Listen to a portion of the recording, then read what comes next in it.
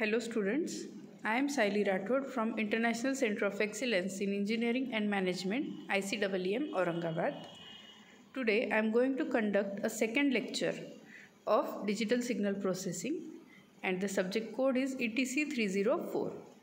So friends, in previous lecture we have covered or we have understood about the syllabus and contents of the digital signal processing. Along with the syllabus, we have also discussed about the paper pattern of DSP, and then we have seen the basics of DSP. That is, we have seen what is a signal, what are the types of signal, we have seen the basic block diagram of the DSP. Okay, so now in today's video lecture, we are going to start with the unit number 1 of DSP, that is Introduction to DSP Systems. In this chapter, we have to study about the basics of DSP, we have to study about the signal, types of signals, we have to see the basic block diagram of digital signal processing. We will see what are the advantages, disadvantages of DSP, and we will also see the applications of DSP. Okay, so these are the topics to be covered: basic elements of DSP, advantages over ASP, disadvantages of DSP, and applications. Okay, so let's start with today's topic. So first we will see what is a signal. In previous lecture also we have discussed about the signal. So what is a signal? Anything that contains a particular information and which varies with time, that is called as the signal. So again we can also say that it is a graphical representation of any physical quantity which explains its behavior with respect to time. Okay, so signal is not just a graphical representation, it is a particular signal which contains some information, but the signal, again we can say a graphical representation. Why? Because if anyone asks you about the signal, then you have to explain him by drawing that signal or to explain it on a paper. So that's why we call it as a graphical representation of any physical quantity. Okay, so this is the basic definition. You can say it is a graphical representation of any physical quantity which explains its behavior with respect to time, and also you can say that a signal is a particular thing which contains a information. It may be in analog form or it may be in digital form. Now a signal can be classified into two forms, like continuous time signal and the discrete time signal. So what is a continuous time signal? A signal which varies continuously along with the time, that is called the continuous time signal. And discrete time signal, which is not in the continuous form, which is having a particular samples of the signal at particular instant of time, is called the discrete time signal. So we will see one by one. First, the continuous time signal. A signal defined at all time value, or we can say that a signal whose value is obtained at any time instant is called continuous time signal. Okay, so read it thoroughly. Why we call it as any time of instant? We get the information at any time of instant. Why? Because as we have taken the example of sine wave. So consider this signal varies with time from 0 to a particular positive value. So if you are asked about the information at this point, then you can tell the value of that particular signal. If you are asked at another particular time, then you can count and tell the information value. So it means at any instant of time you can tell the information of that signal, because the value is in the form of continuous nature. So this is called as the continuous time signal. For example, x of t is equals to sine wt. Okay, so the signal represented here, it is a sine wave signal and it is a continuous time signal. So this is just the basics about the continuous time signal. Now we will see the discrete time signal. In previous lecture also we have discussed the same thing, discrete time signal. So a signal defined only at specific or regular time instant is known as discrete time signal. For example, x of n is equals to 3, 2, 1, 0, 1. So these are the values of the discrete time signal. You can plot this information on the x-axis.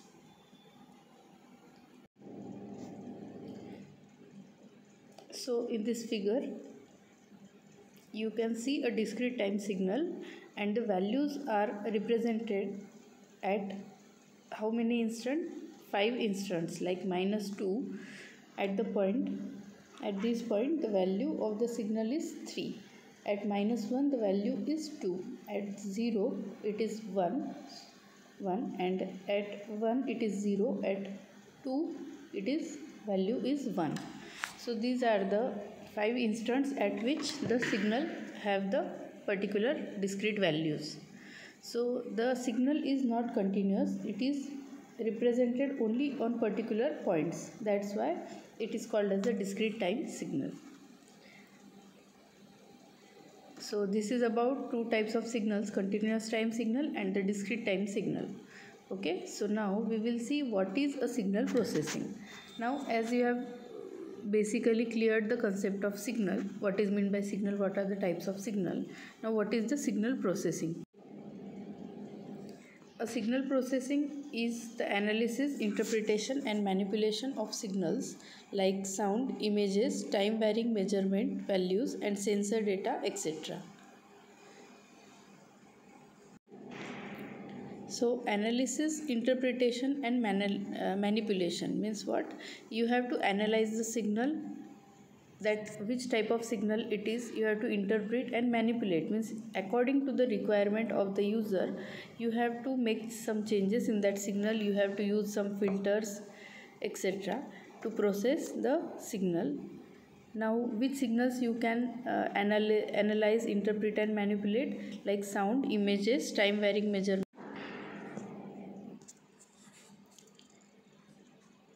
So sound, images, time varying measurement values and sensor data, all these types of data signals can be processed by using this DSP processors. So this is the just basic concept of digital signal processing, that in DSP what we have to do, we have to analyze, interpret, manipulate some types of signals. So which types of signal? It may be sound signal, it may be image signal, it may be time varying measurement values or the sensor data. So this is the digital signal processing. Now there is an example. For example, biological data such as electrocardiograms, control system signals, telecommunication transmission signals such as radio signals and many others.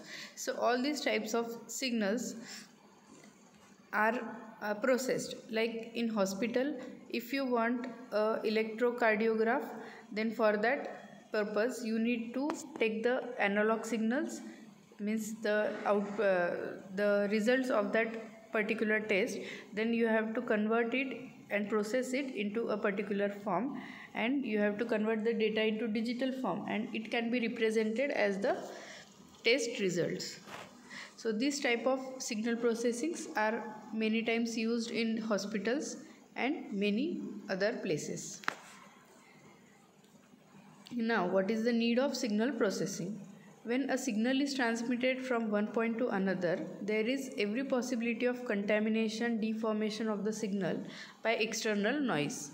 Okay, so wherever we have to transmit the signal from one form to another, one place to another place, there is a noise surrounding to that signal. So there are many times chances that the signal may get contaminated. Now contaminated means what? The introduction of a wrong signal or the noise signal is, we can call it as the contamination. And deformation means what? Some unwanted changes in that particular signal. It means the deformation of the signal. It may be due to the external noise. So to retrieve the original signal at the receiver, suitable filters are to be used. That is, the signal is processed to obtain a pure signal. Okay, so like in the syllabus we have seen, there are different types of filters, FIR, IIR. So these types of signal are used for the filtering purpose. When original signal is received at a particular end and some unwanted signals are introduced in that signal, so filtering is done and unwanted signals are removed from that particular signal. Like in general life, you know that if you are taking milk from the milk vendor, then there may be chances from transportation or while taking that milk that some contamination may get introduced in that milk. It may be anything. So while taking the milk, what we can do, we can filter the milk by using the filtering device in kitchen means what, the net or anything you can use. So after filtering that milk, you can get out the contaminated contents and you can get the pure milk. So in similar way, we can filter the signal and we can remove the unwanted signal from that. So this is the need of signal processing. Now there are categories of signal processing. As we know that signals are of two types, analog and digital signal.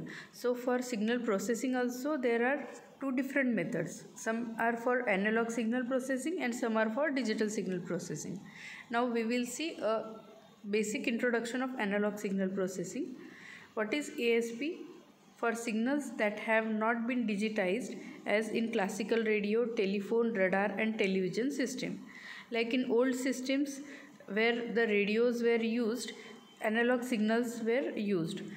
If you remember, there were some tuners like knob. So when you rotate that knob, the signal were being adjusted at a particular frequency.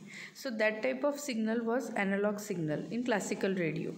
Again, in telephone, radar and television systems, in the older systems, the signals were analog signals and they were processed. So for analog signal processing, there are some different types of methods and different types of electronic circuits. This involves linear electronic circuits like passive filter, active filters, additive mixers, integrators and delay lines. You just remember all these names which are used in the analog signal processing. So these types of circuits are called as the linear electronic circuits, which are used for the analog signal processing. It also involves non-linear circuits such as companders, multiplicators, frequency mixers, voltage controlled amplifiers, voltage controlled filters, voltage controlled oscillators and phase locked loops, which are also called as the PLLs. So all these are the non-linear circuits. So for analog signal processing, you can use some linear electronic circuits and some non-linear electronic circuits. So this is about the analog signal processing. Now moving towards the digital signal processing. So digital signal processing means what?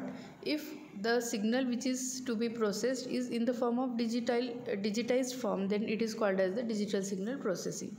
For signals that have been digitized, processing is done by general purpose computers or by digital circuits such as ASICs, FPGA, that is field programmable gate arrays, or specialized DSP processors.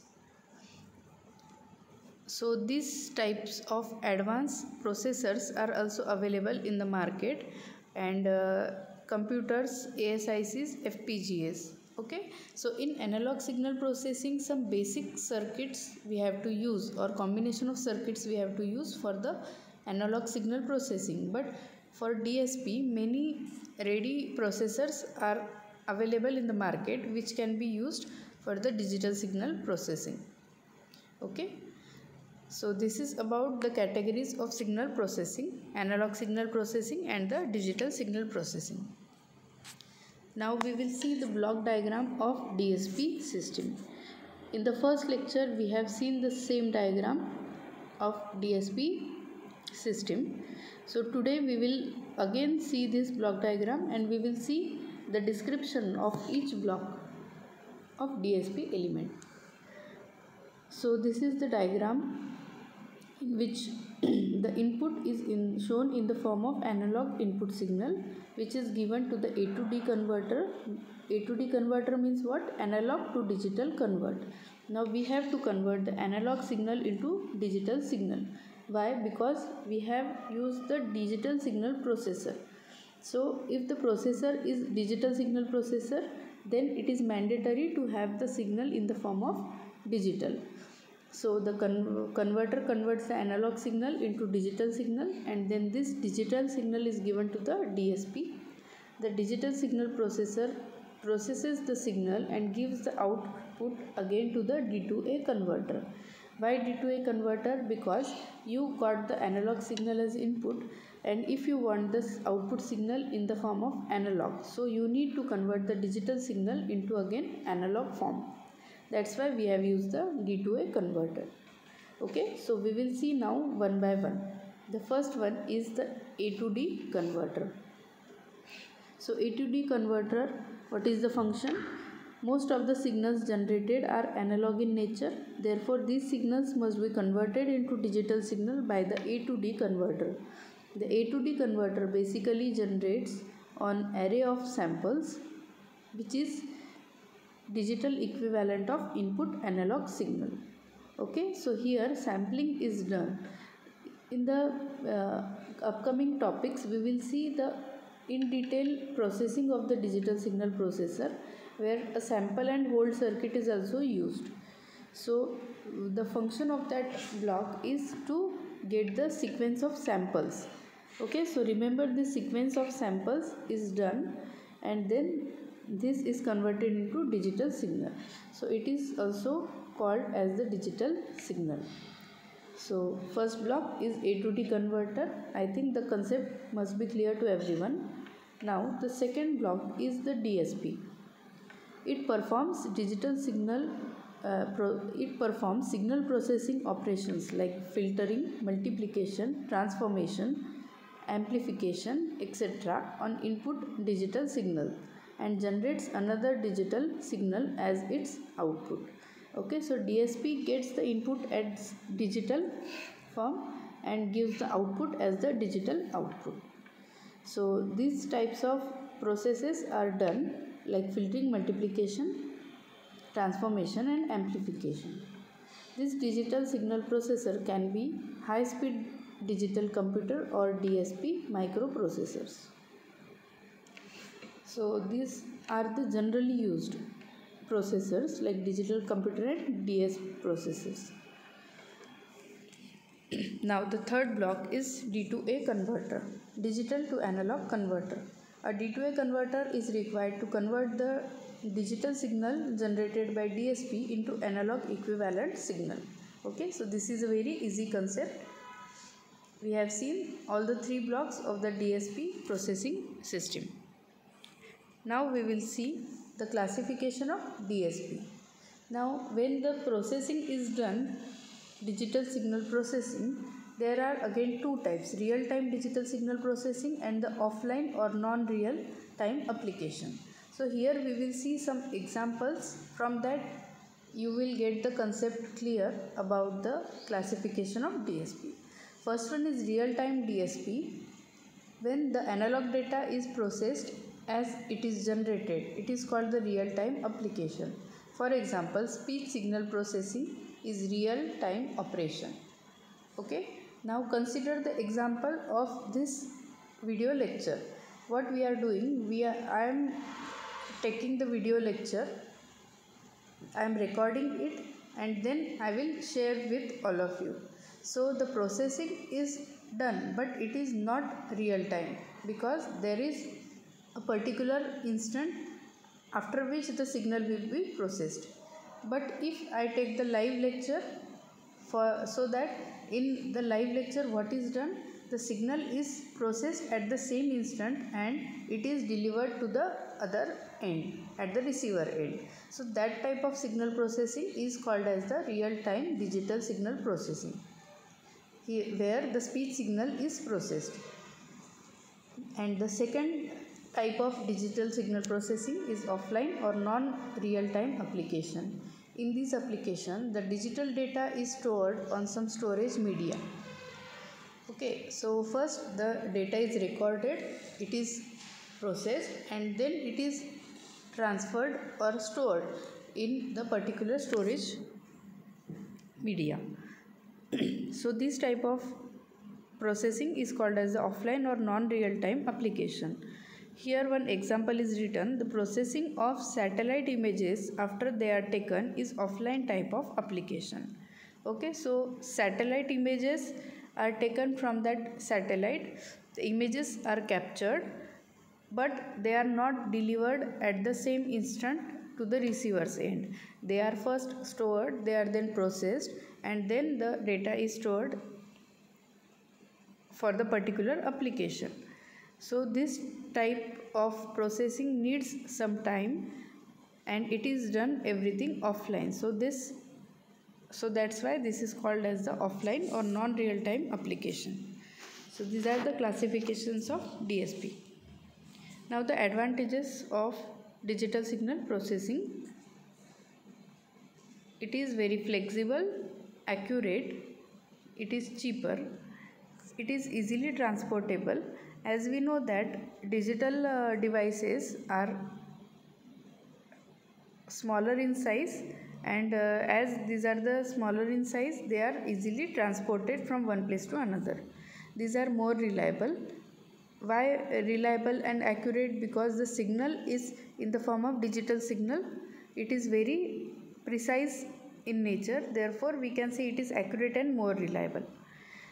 Repeatable performance. So these are the advantages of digital signal processing. Now we will see the disadvantages of DSP. High speed A to D converters are required for wide bandwidth analog signal.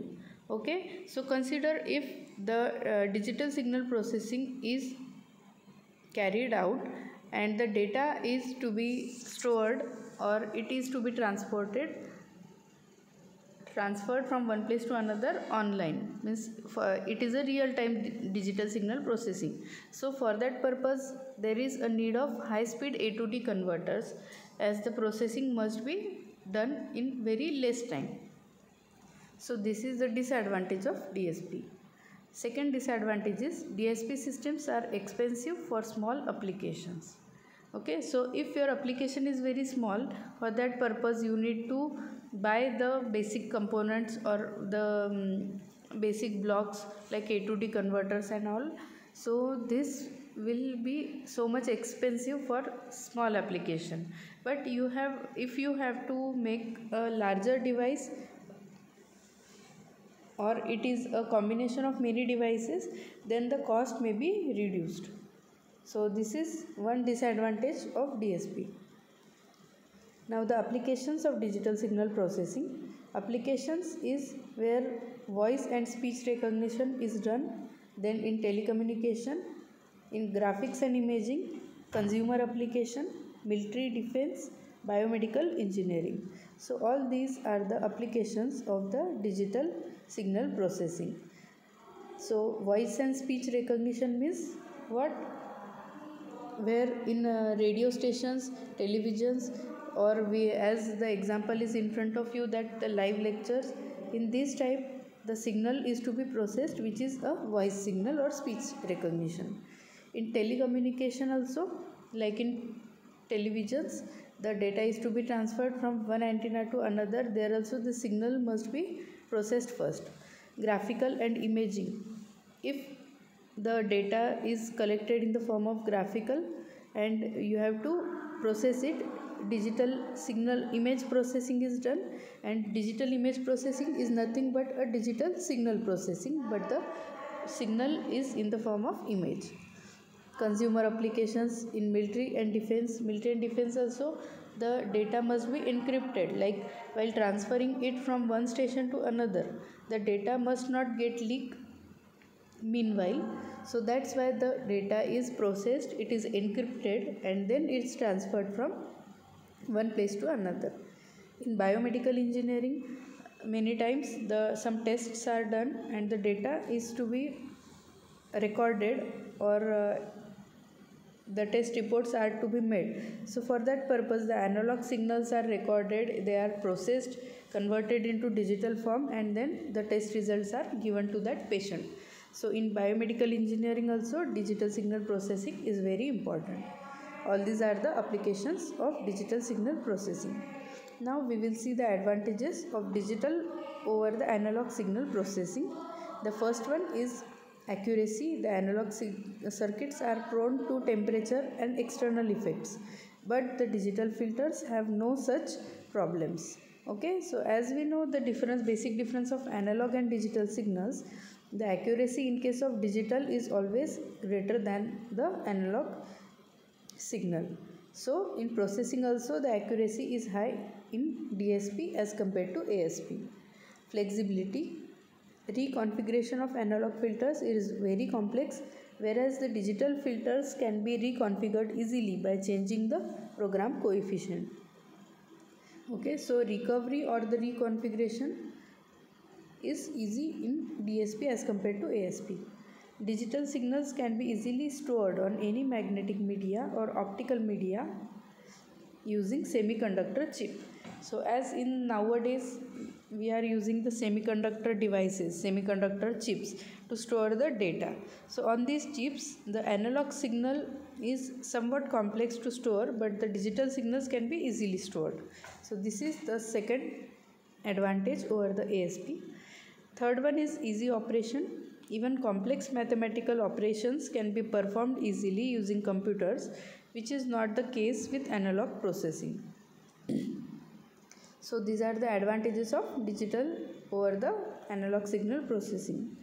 So friends, what we have covered in today's lecture, initially we have seen what is a signal, what are the different types of signals, then we have seen what is digital signal what is the signal processing, then we have seen the types of signal processing like analog signal processing and digital signal processing, and after that we have seen the basic element or block diagram of the DSP system. We have studied each block diagram, we have seen the functions of each blocks of the block diagram. After that we have seen the advantages, then disadvantages, then applications of digital signal processing, and lastly we have seen comparatively the advantages of DSP over the ASP.